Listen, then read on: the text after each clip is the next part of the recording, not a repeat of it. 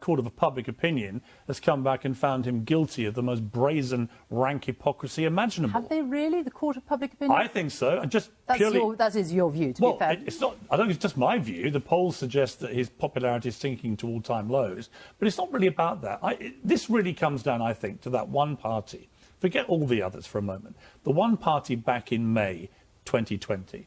This was the time when the entire country had been in lockdown for weeks on end.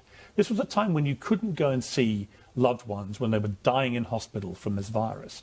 This was a time when, on that day that they had this party, Oliver Dowden, the government minister, who you've got coming on, and it'll be interesting to see what he says about this, but literally minutes after he has the brass neck to stand there at the Downing Street press conference and order everybody, you're allowed to only meet one person outside at 2-metre distance from another household. I met my eldest son that day for the first time in 3 months at a 2-metre distance. I wasn't even able to shake hands with my son, but I had it on that scale of what was going on. I had a cousin who couldn't see his dying father. I had a great school friend who couldn't see her mother, who died in a care home from COVID, had to say goodbye on FaceTime, then had a funeral for a handful of people. I had a co-worker, Kate Garraway, at Good Morning Britain, who couldn't go and see her critically ill husband.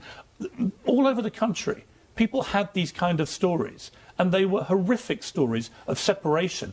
And yet the very people who were telling the country to do this were having a massive knees up in Downing Street that night and carried on having knees ups throughout the entire pandemic. And it's a complete disgrace. This does not mean that the Prime Minister will go, though, does it? It doesn't mean he will go. It does mean he should go, because public trust in the government has surely been completely shattered. Now, the Conservative Party will decide whether he will continue as leader, but every Conservative MP must be looking at all these stories and concluding, surely, that confidence, public confidence, has been irrevocably destroyed by what's happened here. I can't think of a bigger breach, frankly, than a global health emergency where the government make these draconian orders and completely disregard them with impunity.